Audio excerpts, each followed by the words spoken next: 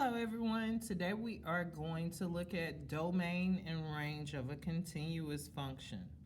So let's recap the definition of a domain and the range.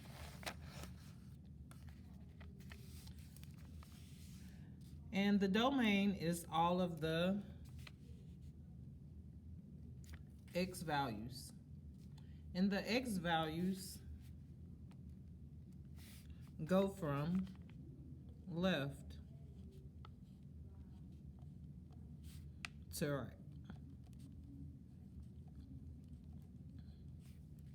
So the domain is how far left and how far right the graph goes.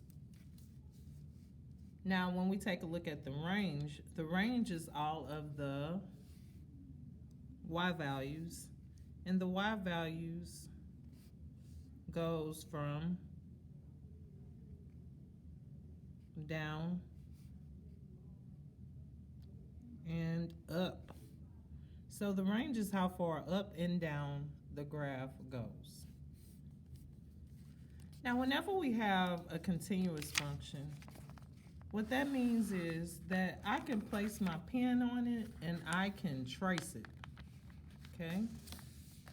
What we always want to start with whenever we're looking at finding the domain of a continuous function, since we know the domain are the x values, the x go in the middle, and we always want to start it with the open mouths.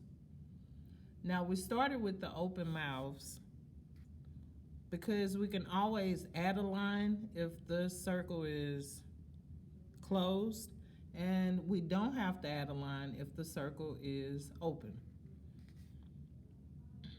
So if I take a look at how far left, we want to start left, and we're on the x-axis for the domain. So if I look all the way to the left, notice that this graph touches the x-axis at, or stops on the x-axis at -5. And this circle is open, so no line. And then we go all the way to the right. And we just keep going until the line stops. And we see that that line stops here at +4. But this circle is closed, so 4 gets a line.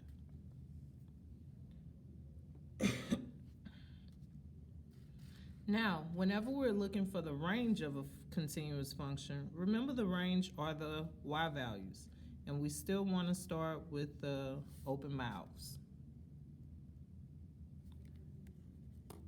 But the range is from the bottom or down all the way until we see where the line stops height-wise, and it stops at 3.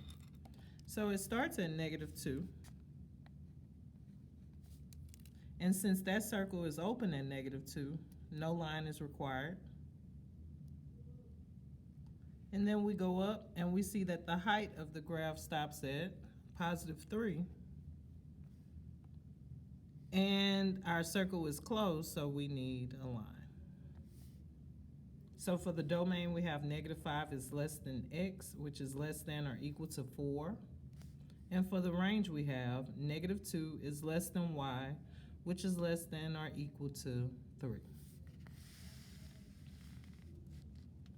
If we take a look at the next graph, this is also a continuous function because I can trace it.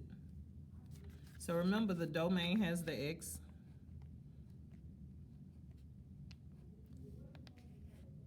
And we want to look how far left on the x-axis, and this is the x-axis. And if we look, we see that it starts at -5. And -5 has an open circle, so we need no line. And we see how far we go right. And we see that that graph's width is from -5 to -2. And 2 has an open circle, so there is no line. And our domain is from -5 is less than x, which is less than -2. The range is gonna represent the y values. So how far down and up does this graph go? Don't forget your mouse. And if I look on the y-axis, I notice that the lowest point is at -4, and it goes all the way up to +4. So our low number is -4, which has an open circle, and so no line, and +4, which has an open circle, no line. And our range will be -4 is less than y, which is less than 4.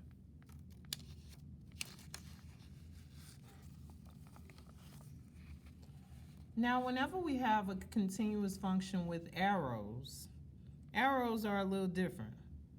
On the first two, we had endpoints. But whenever we have an arrow, we want to take a look at the domain and the range now. So if we look all the way to the left and go all the way to the right, whenever there are arrows involved, it's telling us that we're going indefinitely all the way to the left, because I just keep going up, up, up, up, up, which is going to make my line go over, over, over to the left side infinitely many times. And if we look all the way to the right, notice we have an arrow, so it'll go down forever, and it also will reach positive infinity. And so whenever we see a case like this, our domain is going to be all real numbers.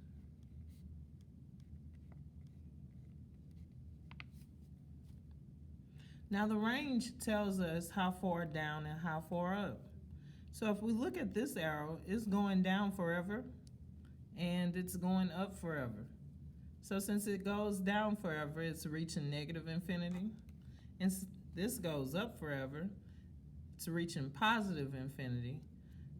And from negative infinity to positive infinity, that represents all real numbers. Now you may see it written right out as all real numbers, or you may see this R, where it has 2 lines, and this also in math means all real numbers. And let's take a look at the last one with arrows. It's continuous because it can be traced, but we want the domain of this graph. And the domain represents what's happening along the x-axis.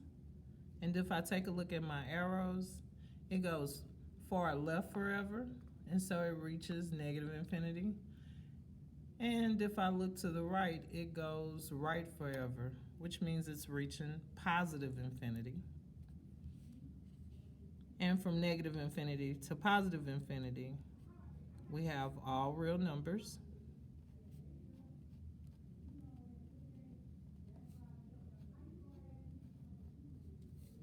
And the range tells us what's happening along the y-axis.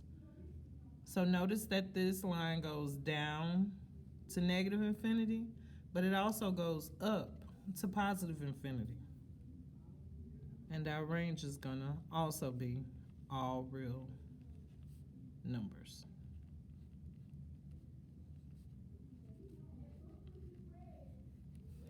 So to recap, if we have endpoints, we start off with our mouths. The domain gets an X in the middle because it tells us what's happening along the x-axis. And the range gets a Y in the middle because it's telling us what's happening along the y-axis. Take a look at your endpoints next. If they have an open circle, it stays the same. If it has a closed circle, make sure that you place a line in the appropriate place. And when we have arrows and we're looking at a continuous function, make sure you see where the arrows are going far left to right, and the domain is all real numbers. For the range, we need to see from down to up, and since we have arrows, that would also represent all real numbers. If you have any questions or concerns, do not hesitate to ask your teachers because we are here for you. You all have a great day, and I will talk to you all later.